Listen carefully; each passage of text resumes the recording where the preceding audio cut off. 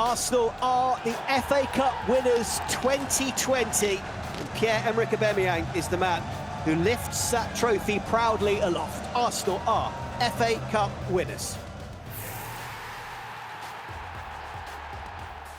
Arsenal and FA Cup finals seem to be the perfect match, don't they? That's 7 final victories in a row now for the Gunners, who triumphed for the 14th time overall in the competition, courtesy of an excellent 2-1 win against Chelsea. It really was a terrific final, and here's my breakdown of the game. Having smartly identified and exposed Manchester City's weaknesses in the semi-final, Mikel Arteta was at it again at Wembley. He saw flaws in Chelsea's makeup and made plans to take full advantage. Isolating Azpilicueta and exposing his lack of pace was a big part of the game plan. Here, Maitland-Niles sees space and makes a good run in behind him. As the cross comes in, look how clever Aubameyang's movement is too. To drag their markers around, Oba and Maitland-Niles sometimes flipped positions. Here, from an infield spot, just as Azpilicueta squeezes up, the wing-back sprints beyond him. The ball from Pepe stretches the Blues' defence. The captain deliberately stays on the inside here to leave Maitland-Niles in a 1v1 with James, and again, one sharp run turns defence into attack. For the equaliser, Maitland-Niles drags James short, leaving Aubameyang in a 1v1 with Azpilicueta, and Tierney's brilliant pass over the top creates panic. Always likely to come off second best, the defender clearly drags our main man to the floor. Chelsea kept on leaving space for Arsenal to clip these longer passes into, and it was only a matter of time before it led to a goal. Aubameyang was just too hot to handle from this pass. As for the spot kick itself, they don't come any calmer or more precise than this effort from Aubameyang. From that moment onwards, Arsenal believed they'd go on and win the game. Getting a handle on Chelsea's attacking midfielders was a real test in this showpiece.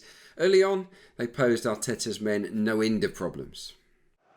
Frank Lampard's front three got off to a blistering start. Taking an extra touch, as Xhaka does here, really was fraught with danger, as Mason Mount showed just 3 minutes in. Their sharpness caught the Gunners off guard.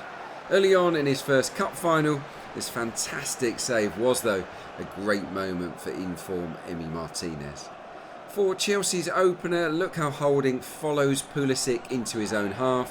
What happens next is that Mount joins Giroud up top as a striker, so Holding quickly retreats to his centre-back position. This leaves Pulisic free behind the central midfielders, and within seconds, with no one taking responsibility for the American, he goes on to score. From behind the goal, you can see what happens very clearly. Holding drops in, but Xhaka and Ceballos don't see or screen Pulisic. I have to say that tactically, this was a superb goal for Chelsea. In this clip, Pulisic darts away from Holding on a lovely angle and then skips between our two midfielders. Quick and extremely slippery, was causing a lot of problems. Holding was under clear instructions to get tight to Pulisic, but the wide man was razor sharp. This was sensational forward play. When he was forced off injured straight afterwards, it was a major blow for Chelsea. You don't beat a team as good as Chelsea without being super diligent in your off-the-ball work, and after recovering from a shaky opening 10 minutes, the whole team stepped up in that department. Xhaka grew into the game nicely and always seemed to be on hand to back up a teammate. Not only is the tackle good in this example, but the calm distribution that follows is also exemplary.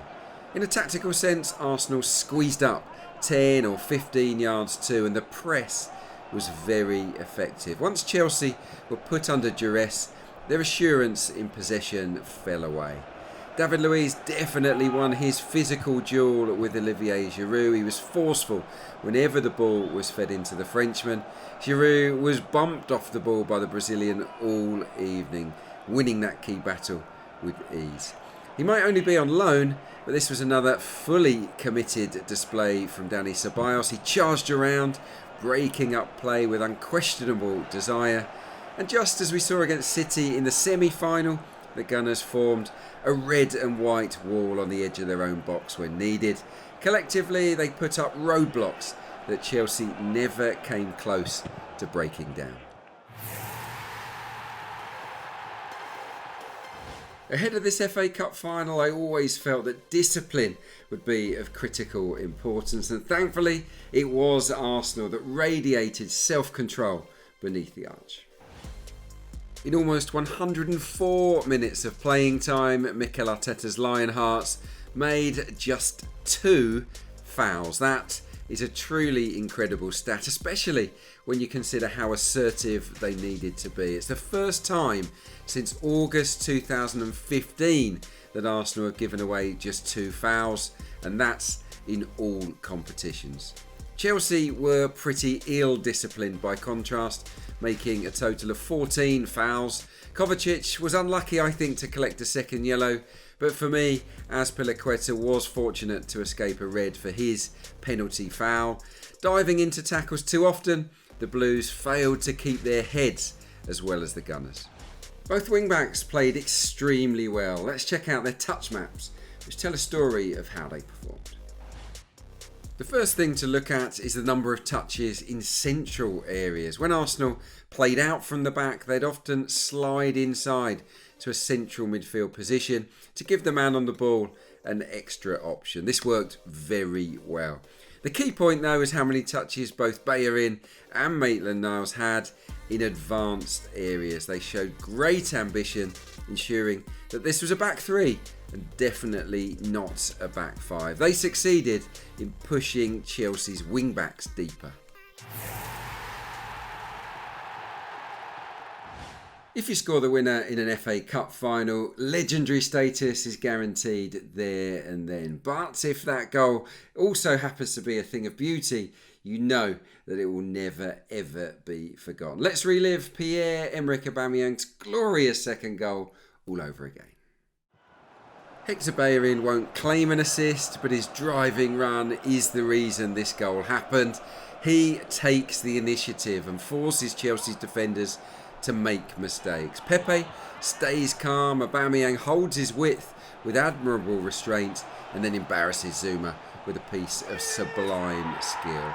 The way Bellerin draws Rudiger in is brilliant to watch, and how good is Pepe's first touch as he takes the ball inside. Then of course the dummy and dink from Oba is a little bit special. I love this goal because it was drive and a will to win that got the ball there before it was finished off with the delicate touch of an artist at the peak of his powers. This was Arsenal and Aubameyang at their very best. Scoring both goals, the sensational Pierre-Emerick Aubameyang would be the obvious choice for main man, but over the course of the 90 minutes, I actually thought Nicolas Pepe was our best player.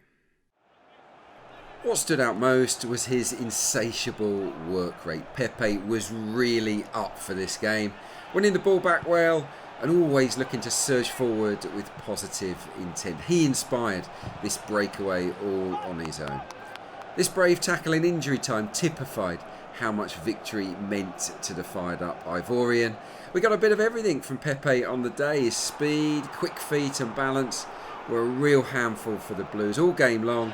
They never seemed comfortable when he ran at them. Glimpses of showboating came out too. This drag back through Alonso's legs for Bellerin deserved to be seen in front of a full house really. And I feel Pepe's first and second touches in the build-up to the winner are too good to be overlooked as well. It was exceptional control to facilitate the chance for his captain. And Pepe was cruelly denied a dream goal too. The offside call was correct, but his left-footed strike was unerring and would have been a Hall of Fame FA Cup final goal had it stood. This kind of curler is fast becoming his trademark. For the full 90 minutes, Pepe was lively and effective. His performance was tremendous. This FA Cup final performance exuded all the qualities you want to see from an Arsenal side. Character, courage, togetherness and outstanding levels of discipline helped ensure Chelsea didn't register a shot on target from the 10th minute onwards. And then inside the opposition half, I thought the team showed ambition, flair and no shortage of skill. The head coach nailed his tactics, the captain led by example, and FA Cup number 14 was lifted, albeit at the second attempt. What a way to end the season.